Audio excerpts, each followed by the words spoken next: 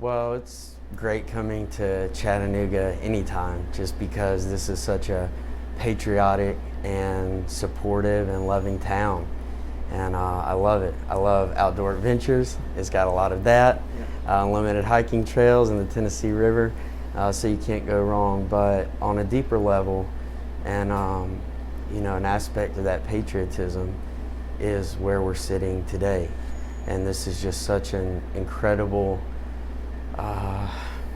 beyond a building, it's a mission. And it's a mission to honor those that have raised their right hand, that have sacrificed, and so many that have not come home before us. But to also inspire, those future generations and those who are now children, but will one day be raising their right hand to carry that torch and to carry a burden, but a burden that so many have and that we're proud to continue doing. When you look at the exhibit here, telling parts of your story, what do you think of this? Well, they did an amazing job. And still 11 years later, it's difficult to comprehend my journey, even though it has been my journey, from that rooftop where I not only felt myself bleeding out, but I felt myself fading from consciousness and the world for what I thought was the last time at 21 years old. So to not only survive, but to have tasted those final moments, which now just have forever given me just an appreciation and love for life. On top of that, to see all of the hard work, time, and effort that they put into, it can be said that it's my exhibit, but it's a journey that we all share, that so many Marines have been on those rooftops, that so many Marines have felt those final moments. From Afghanistan to those Marines that at 17, 18, 19 years old knew that they might not even make it to the beach, much less to safety on the other side of the beach. But when that landing craft door opened, they charged for it anyway. So I'm just so honored. First of all, just grateful that I had the opportunity to earn the title Marine. But I'm just so honored to have my story, portrayed alongside so many other just superhuman, incredible people, incredible Marines, incredible Americans and patriots. You said to me something before we started rolling here about, raising your right hand, right? Signing that contract. And what made you want to do that to start with? Well, why'd you join the Marines to begin with? I joined the Marines to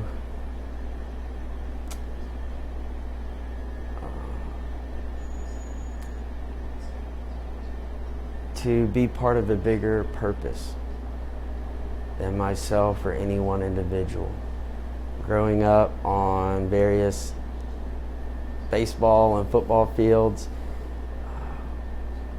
my parents would say that I am and have always been in a competition with myself first and foremost.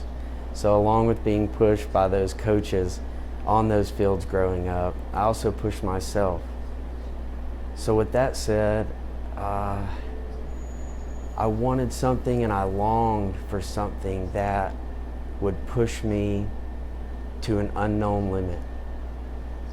Something that would make me truly discover who I was, who I could become, and it's safe to say I got what I asked for. Yeah. You told me a little bit about, that day, right? The day that you were injured. From what I understand is there are moments around that you don't recall at all, right? That as far as I heard you tell the story of the conversation that you had with your friend there on the roof, of what you were going to do if a grenade was thrown on the roof, and then moments later that thing actually happened. First, take us back a little bit there and describe some of that. I know one of the things that I read was that you said your vision completely went out to like white and black, like a static on a TV. Can you explain kind of what you do remember from those experiences? Yeah, absolutely. It was November 21st, 2010. My fellow Marines and I was with 2nd Battalion, 9th Marines, and my squad and I pushed down to a new village south of the one that we had been living in and operating out of for the 4 months leading up to that day on the roof. We took it over roughly a day and a half before we were injured, and for that 30 to 40 hours it was even more of a fight than we had experienced in those 4 months. We had seen multiple hand grenade attacks in the day leading up to November 21st. And as you said, myself and a fellow Marine and a best friend were on top of a roof on what's called post. Most people listening would know it as a lookout position. We had made it the almost 4-hour shift, and our relief was gearing up, about to climb the shaky bamboo ladder up to us. We were going over scenarios of getting attacked. You can't perfectly prepare for anything in life, but especially combat. But we were just brainstorming on, hey, if they come from this way, this is what you'll do, this is what I'll do, just trying to get, even if it was slightly, a better reaction time, hopefully protecting the Marines inside the compound. Ironically, the last thing I asked Nick is what happens when a grenade comes up here. And I was half serious, but also, as all the Marines out there know, sometimes in those dark, scary moments and places around the world, we have to have a little dark humor to get through those eerily quiet moments. And so I asked him, what happens when a grenade comes up here? And he said, I'm off this roof. And I said, dude, I'm right behind you. Next thing I know, I felt like I got hit really hard in the face. My vision was as if I was looking at a TV with no connection, just white and gray static. My ears immediately were ringing extremely loud, just as they are this very moment that we're doing this interview.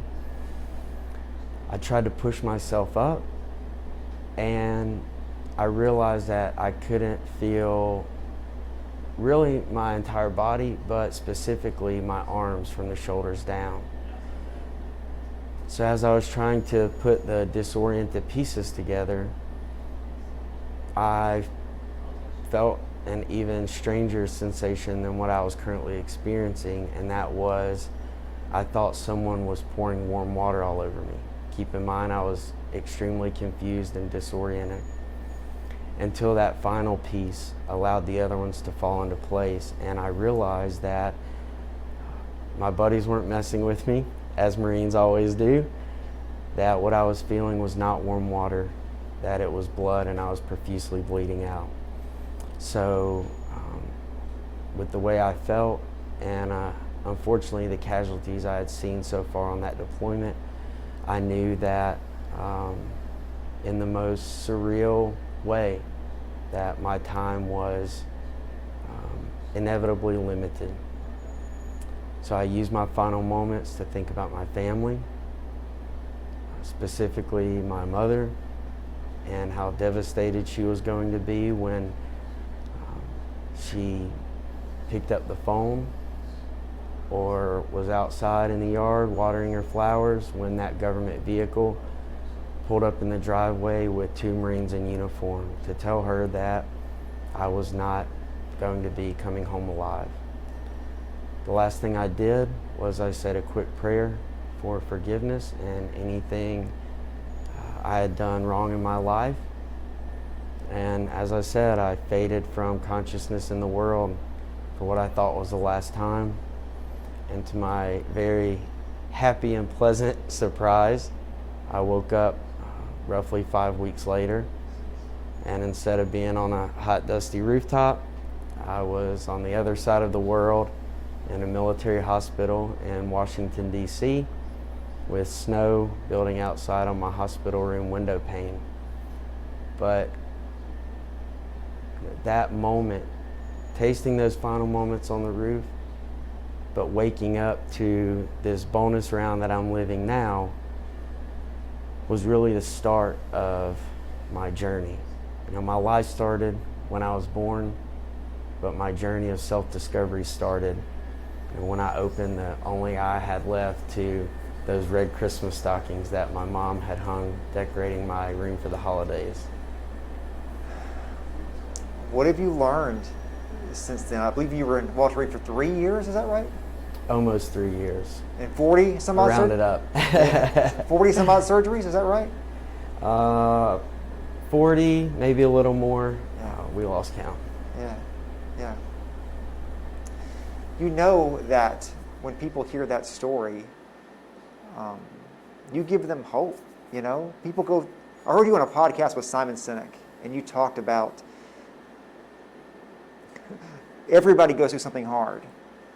And they do. Probably not as hard as that, but you give people hope when they are going through hard things. You know, they're going to get out the other side, because you're a great example of someone who went through something as hard as you could imagine, and you're still here today. What do you think about that people do draw on your story as a source of strength or a source of hope, or these things? Well, I'm very humbled by that. But at the same time, I would encourage people to always strive for perspective. That has been an extremely important part of my journey. I would encourage people to never compare your struggles or victories or downfalls with anyone else, because then you get into the areas of, oh, well, it can always be worse. Well, yes, but everyone handles adversity in their own way and in their own time. You know, it's your life, it's your journey and your path, and only you can live that. And lastly, I would tell people that although, you know, I sincerely appreciate the fact that I can give hope and help people. You know, ironically, the only part of my journey that I don't recall whatsoever is those 5 seconds leading up to the grenade explosion. And in the beginning, the world, and all the way up to the president, the Department of Defense, through the almost 300-page 2-year investigation, everyone wanted to know, how'd you do it? Why'd you jump on a grenade? You know, that's crazy. I can't believe that. And although I didn't remember, I still had to think about it and process, well, how did I do that? And I realized as I went through the years, I was saying, how did I? And then when I thought about it, I realized that it's not so much my story. Marines have covered grenades for their fellow Marines in every campaign. Those Marines that, when the landing door opened, they charged forward onto the beaches of World War II. And I realized that take me out of it. That's the beauty of the human spirit. You never know how, when, or to what capacity you're going to step up in the biggest or smallest way and be a potentially life-saving hero for someone around you. This time, one more question for you. if I look at your Twitter feed today, it seems like you are living an awesome life. You travel all over the place. You get to meet interesting people. Can you tell me about your life today and kind of what that's like for you to do what you do these days? I'm still very much figuring life out today. I learned early on that no one has the perfect plan, me especially. For many years, I didn't know what the next hour, trying to hold on to my breathing and my life would hold, the next day of therapy, or the next week of surgery. So with that said, I had to just realize that, hey, I'm not gonna have the perfect plan. All I can do is continue to take those small steps forward, work hard, and try to just stay true to myself and be a good person. And that's taken me amazing places. But above those lessons that I learned, those moments on the roof were so final that when I woke up, regardless of how much pain I was in, regardless of how difficult the journey and the years ahead of me were, I was still here. And I am still here. And I'm still alive. And so I've almost just been in a perpetual state of disbelief, but also just gratefulness that I'm still here. I can live life. I can enjoy experiences that big or small. I mean, from a bike ride to, a new place or a new trail that I've never been, to sitting here with you or seeing this exhibit. Every single day something happens where I can't help but think, wow, I almost never experienced this.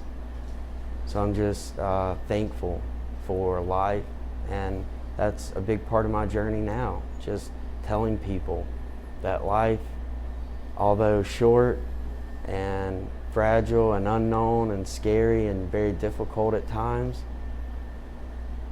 that's what makes it beautiful and is really amazing. And it's a journey that you should embrace and not take too seriously, and just with the time you have, live your life accordingly. Because when you do reach those final seconds, which is something we all know is coming, but yet is so abstract, kind of. Live your life accordingly, so when you reach those final moments, you don't panic or wish for more time. You don't wish that you would have loved a little more, or been a little nicer, or given a little more, or not work so much, not stress so much, and just taking a little bit more in. So we'll see. It's a continued journey, but one that I'm looking forward to.